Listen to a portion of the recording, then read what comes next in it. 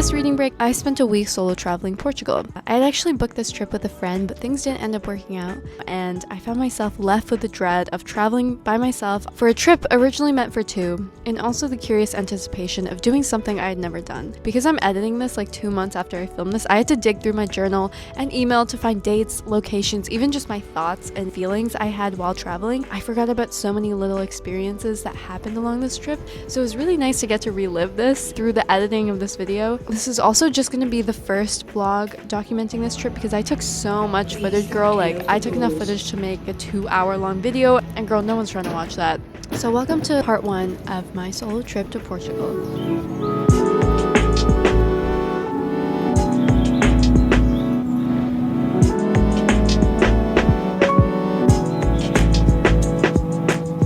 I'm gonna give you guys a little travel breakdown brought to you by this Canva graphic that I spent embarrassingly long on. I took off from Canada to London at 6 p.m. and that was a 7-hour flight. She was a little bit rough. I did sleep most of it though. I was a little bit devastated because I had a 3-hour layover, just long enough to be annoying, but not long enough for me to leave the airport and actually experience some of London. And then from London, I flew at 9 a.m. to Lisbon, and that was a 3-hour flight for a final arrival time of 12 p.m. Quite nice today is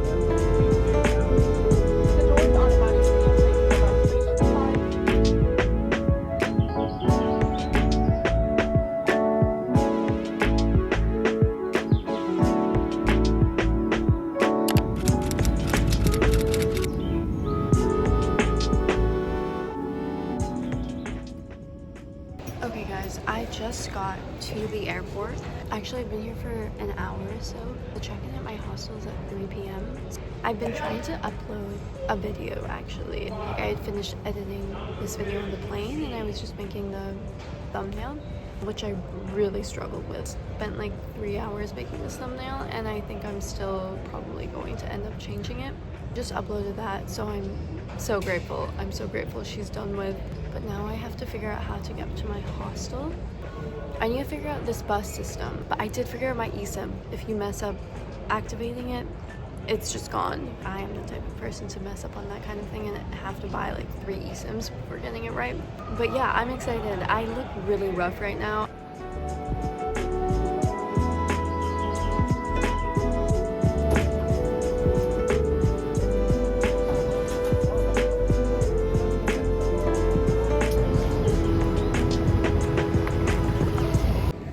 Stop guys, I'm actually dying. I'm so excited. What's going on?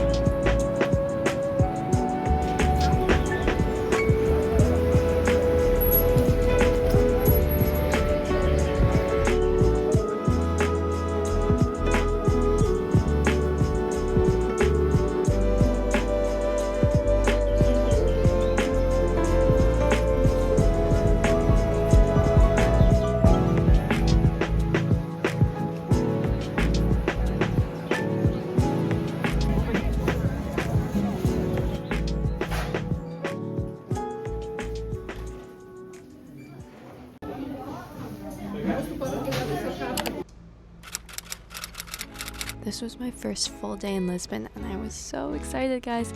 The hostel I was staying at had breakfast for $5, and when I was having breakfast I was sitting next to a group of 4 people and they were all making small talk and had just met, and the entire conversation I was like eavesdropping and I was trying to hype myself up to interject at some point and add on to what was being said. It was honestly very reminiscent to many social university experiences I've had. 2 guys of the group left and it was just 2 girls, Julia and Ellie, and I introduced myself to them. I ended up spending most of my trip with them and had many adventures, which I did not expect to happen.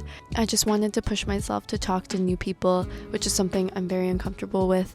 And for this exact reason, I decided to join in on the walking tour the hostel was providing that was advertised as being free, except it really wasn't. Honestly, this walking tour more so served the purpose, ultimately, of getting to know more people who were staying at the hostel to then plan more trips and sites to see with other people. But this walking tour was honestly quite a mediocre experience, probably my least productive day in terms of like what I saw and what I did. Most of the day had passed and I felt like I hadn't really seen anything, and the tour guide was a little bit bit pushy about getting paid. Like fair, he's trying to get that bag, but some of the girls and I were talking and we were like, okay, like he definitely was a little bit pushy at the end after like all of us had tipped him. There was one girl that didn't have cash on her, so he like kind of pressured her to go to an ATM to extract money to tip him, and then after she did that, he asked for her number right after, and we were like, girl, bye.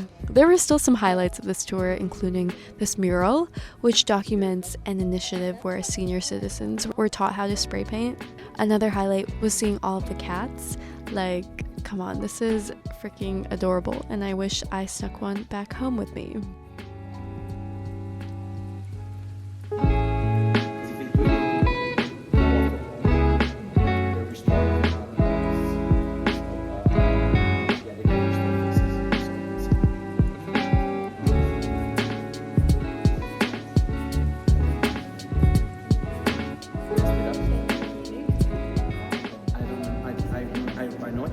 Originally the plan was to go to the Belém Tower.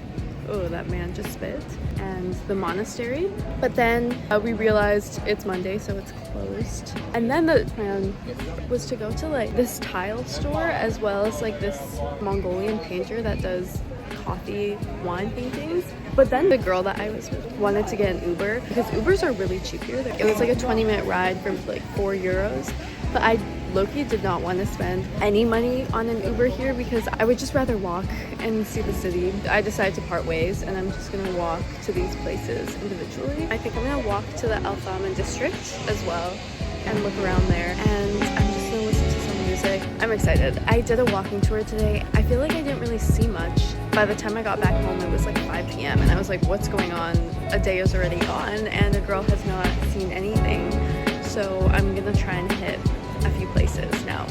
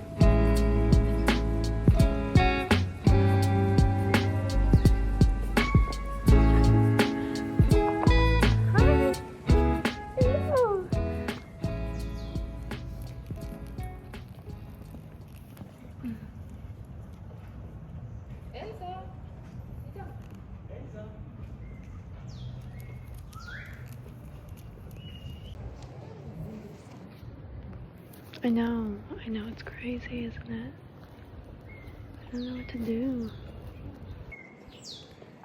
After walking around the winding roads of Lisbon, I ended up at the same lookout that the tour guide took us to earlier, and I tried to do some journaling, which I have not done in a really long time. It's a little bit cringy, it's a little bit awkward, but these were my thoughts when I was sitting at that lookout.